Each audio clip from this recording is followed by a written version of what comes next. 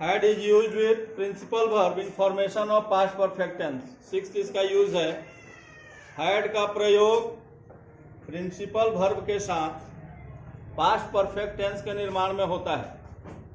Had plus V3 past tense में इसका use होगा।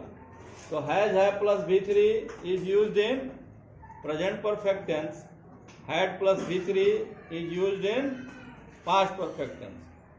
तो प्रिंसिपल वर्ब के साथ जब हैड लगेगा तो इससे पास्ट परफेक्ट टेंस बनेगा। एग्जाम्पल देखेंगे, the train had started before I reached the station. मेरे स्टेशन पहुंचने के पहले रेलगाड़ी खुल चुकी थी। तो पास्ट टेंस के प्रयोग में हम लोग पढ़ेंगे कि जब when two actions happen together in past time, which action took earlier, there are two actions which are happening in past time. One action happened earlier and the other later. So in the earlier action past perfect is used, and in the later action past indefinite tense is used. जब भूतकाल में एक साथ दो काम हो तो ऐसे टेंस में, ऐसे सेंटेंस में जिसमें भूतकाल में दो काम होते हैं, तो पहले काम के लिए यानी जो काम पहले समाप्त हो गया उसमें पास्ट परफेक्ट टेंस का प्रयोग करते हैं, और जो काम बाद में समाप्त होगा उसमें पास्ट इंडेफिनिट टेंस का प्रयोग करते हैं।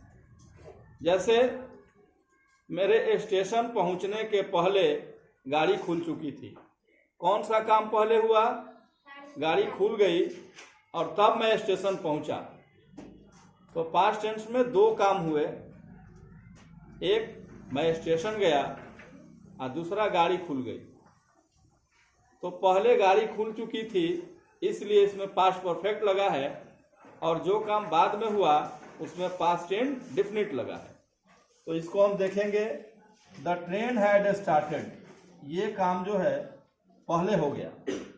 Before I reach the station, तब मैं स्टेशन पहुंचा।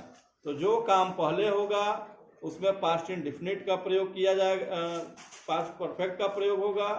जो काम बाद में होगा उसमें पास्ट इंडेफिनिट का प्रयोग होगा।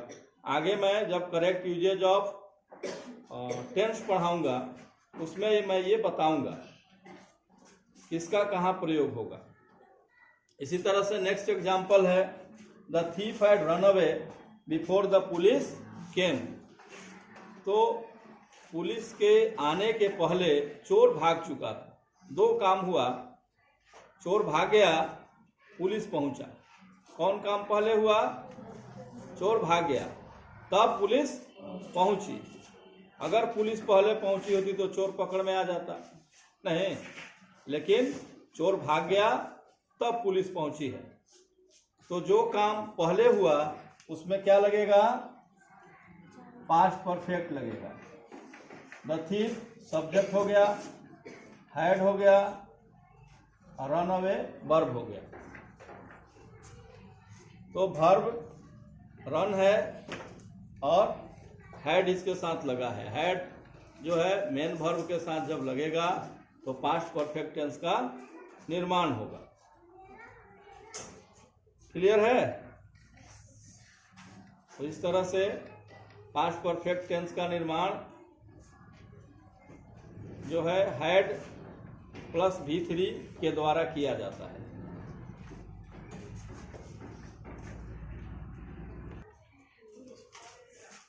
Next use, seventh use, have is used with principal verb in formation of future perfect tense. Have का प्रयोग फ्यूचर परफेक्ट टेंस के रूप में भी होता है। तो मेन वर्ब के साथ हैव जो है फ्यूचर परफेक्ट टेंस बनाता है।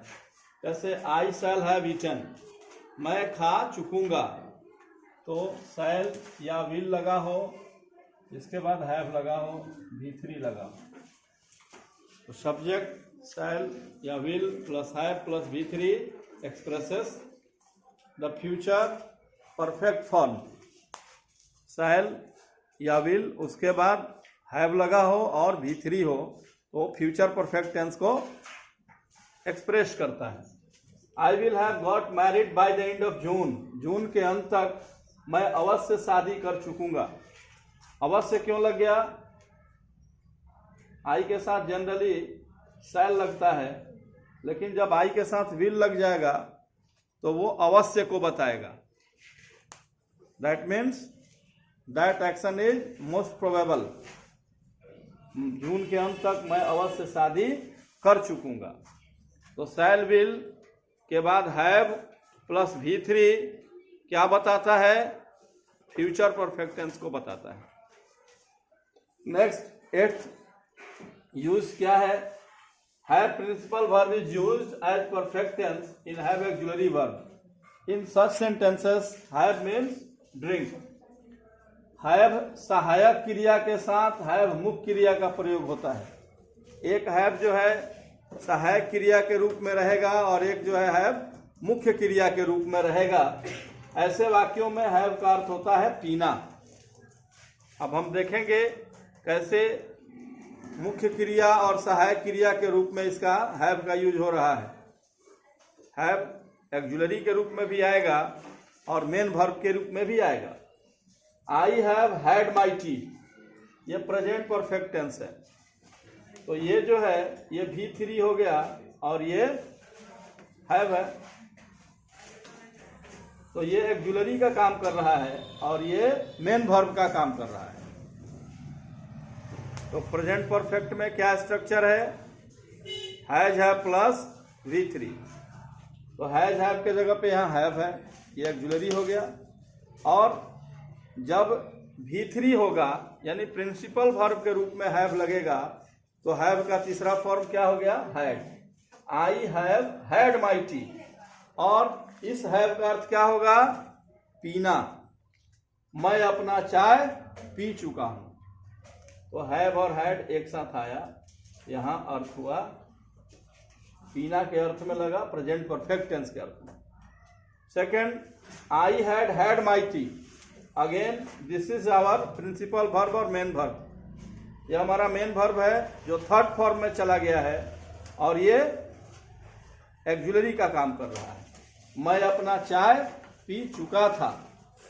तो ये पास्ट परफेक्ट टेंस का एग्जाम्पल हुआ। बहुत से बच्चे कंफ्यूज रहते हैं कि 2 बार हैड कैसे हो गया, 2 बार हैड क्यों लिख दिया।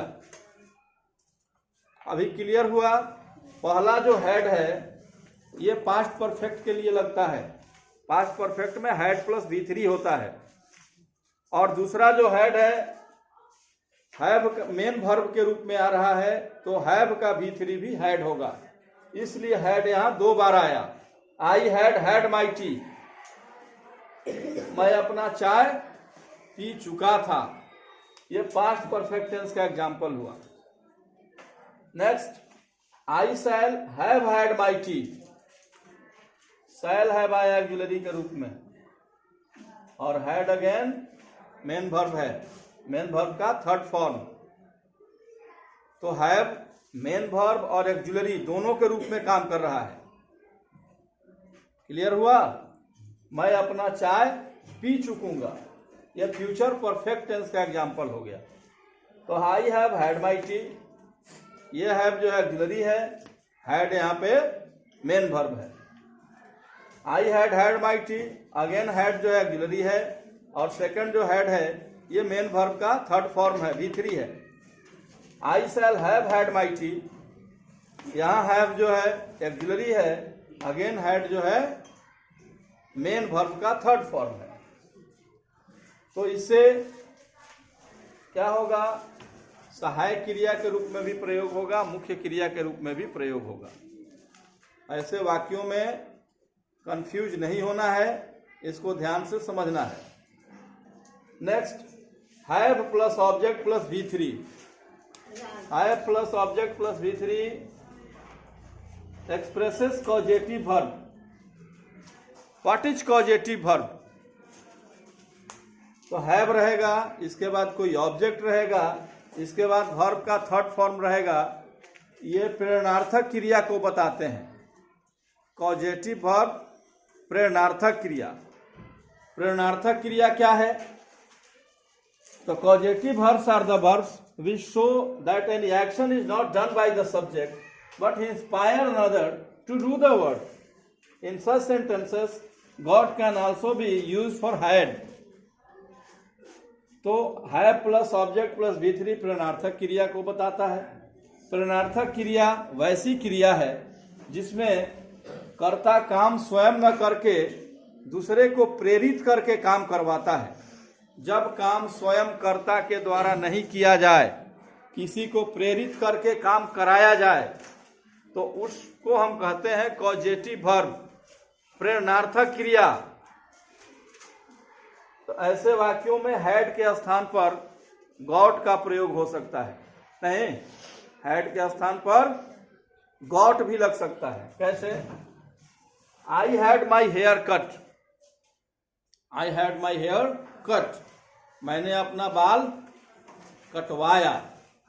बाल अपने से काटेंगे? किसी से कटवाएंगे।